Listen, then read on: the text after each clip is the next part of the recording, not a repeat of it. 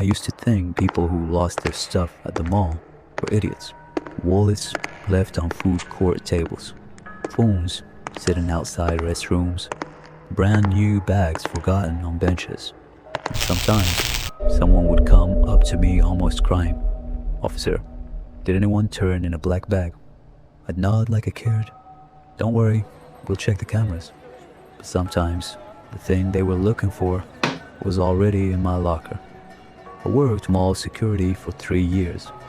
During the day, I smiled at customers. At night, I sat in the camera room and watched what they left behind.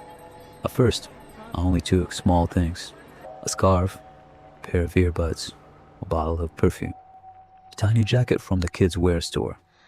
I didn't think of it as stealing. Not really. I didn't rob anyone. I didn't threaten anyone. They lost it. I just found it first. That was how I explained it to myself. And the funniest part, nobody suspected me because I had a uniform. That's the thing about uniforms. People stop seeing the person inside them. You stand near a security desk and suddenly you look trustworthy. You hold a radio and people assume you're helping. I was invisible. No one suspects the guy in the uniform. One time, an old woman lost her wallet. She said she had been saving money for 2 months to buy her grandson a birthday present. Her hands were shaking at the front desk. I stood beside her and said, "Ma'am, don't worry. We're doing everything we can." While I said it, my hand was resting on my pocket. Her wallet was inside. I didn't feel a shred of guilt. In my head, I was just charging her a stupidity tax for not watching her purse. You probably hate me already. That's fine. Back then, I didn't care. I loved the night shift. After closing, the mall felt dead. The escalators stopped moving. The ads kept looping on silent screens. The food court smelled like cold grease and floor cleaner. And outside the kidswear store, those faceless little display mannequins stood in the window every night, wearing bright jackets and tiny dresses. They didn't talk, they didn't blink, and they never told on me. There was one mannequin on the far left that I always noticed. They wore a blue jacket, no face, no eyes, no mouth, just a smooth plastic head turned toward the glass. I hated looking at it, but I also liked it, because out of everything in that mall, it was the only thing that watched me and never said a word. I knew which items people wouldn't seriously chase. I knew which customers would complain once, then give up. I knew which lost items would sit in the cabinet until nobody remembered them. People don't blame security first. They blame themselves. Maybe I left it in the car. Maybe I forgot it at home. Maybe I never had it with me. Nobody thinks the smiling mall cop checking the cameras is the one who took it. So I got bold. Until that Tuesday night, it was raining hard outside. After closing, the tile floors shined with rainwater, and the employee hallway smelled like old mops and mildew. I was doing my last round on the second floor when I felt something tug the bottom of my uniform. Not hard, just a tiny pull, like something had hooked one plastic finger under the fabric. I turned around. The hallway was empty. Only the kidswear store was there, with those faceless mannequins behind the glass. I stared at them for a few seconds. Maybe I imagined it, but the one in the blue jacket looked closer to the glass than before. I muttered, "Creepy little thing," and kept walking. Then I saw the black bag. It was sitting right outside the store.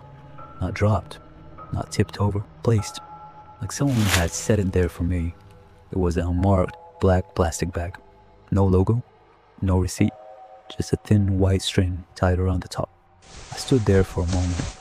Then I smiled, because my first thought wasn't fear. It was free stuff. I picked it up. It was light, too light. I brought it back to the camera room, locked the door, and set it on the desk. I'd done this so many times before, opening other people's things, like unwrapping a gift. I untied the white string. Inside the bag There was no wallet, no phone, no clothes, no toy. Just 3 things. A tiny old blue jacket, a bunch of cheap plastic daisies, and a photograph. The jacket was small, yellowed around the sleeves, and smelled damp, like it had been sitting in a basement for years. The daisies were worse. They smelled like cheap cemetery plastic and stagnant pond water. The petals were gray, but the stems were wet. Then I picked up the photo. It was face down. The second I turned it over, my hand froze. It was me, standing outside the kidswear store, holding that same black bag in my left hand, and smiling. The photo had been taken from a very low angle, too low, like it had been taken from inside the display window, from where the mannequin in the blue jacket had been standing. I looked up at the monitors. The second floor hallway was empty. I rewound the footage. 1 minute, 5 minutes, 10 minutes. Nobody. The bag had already been there before I arrived. No one put it down. No one walked past it. It was just there. That was when the monitor flickered. The feed switched to inside the kidswear store. The store should have been dark, but on the screen, the lights were on. All the mannequins had turned around. They had no faces, but I knew they were looking at me. Then the mannequin in the blue jacket slowly raised one arm and pointed behind me. I didn't turn around. I couldn't. The room went quiet except for the electrical hum. Then my radio crackled. Not a normal call, just static. Grush, grush. Then a thin, broken voice came through. "Mister?" My scalp went cold. It didn't sound human. It sounded like something trying to remember how a person was supposed to speak. Then it whispered, "Why did you take my things?" I tried to answer. Nothing came out. Then it said, "You took a lot of things." Every monitor in the room lit up at once, and every screen showed me taking the scarf from a bench, opening the lost and found cabinet, sliding earbuds into my pocket, putting that old woman's wallet inside my jacket, standing beside her at the front desk, saying, "Ma'am, we're still checking." It was all there. Everything I thought nobody saw. My legs almost gave out. I ran to unplug the monitors. It didn't work. The screens stayed on. Then the feed changed to live video. I saw myself standing in the middle of the camera room, pale as a corpse, still holding the photo. Behind me, the door was slowly opening. In the gap stood a faceless figure. He wore the same blue jacket from the store window. Its smooth head was tilted too far to one side. One plastic hand gripped the door frame. I didn't look back. I slammed through the side door and ran. The hallway lights started shutting off one by one. Click, click, click. Behind me, I heard footsteps, not shoes. Something harder. Plastic feet tapping against wet tile. Tap, tap, tap. I ran past the kidswear store. The metal gate was up. The lights were on. All the mannequins were gone. On the glass, written in wet finger marks, were 3 words: "Give it back." I ran down the stairs, slipped, and smashed my knee on the steps. The radio fell off my belt and rolled across the floor. The broken voice came through again. This time, it laughed. "Mister, why are you running?" I left the radio there and ran out through the employee exit. The next morning, I quit. I told my manager the night shift was getting to me. I said I wasn't sleeping. I said I had family problems. I didn't mention the bag, or the photo, or the mannequins, or the voice. I thought leaving the mall would end it. 3 mornings later, I woke up and looked on my nightstand. There was an unmarked black plastic bag sitting beside my bed. No logo, no receipt. White string tied around the top. I couldn't even scream. My door was locked. My windows were shut. I lived alone, but the bag was there, like it had been sleeping next to me all night. Inside were the same 3 things: the blue jacket, the wet plastic daisies, and a new photograph.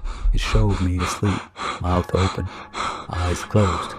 And beside my bed stood the blue jacketed mannequin, from the store window. No face, no eyes, no mouth.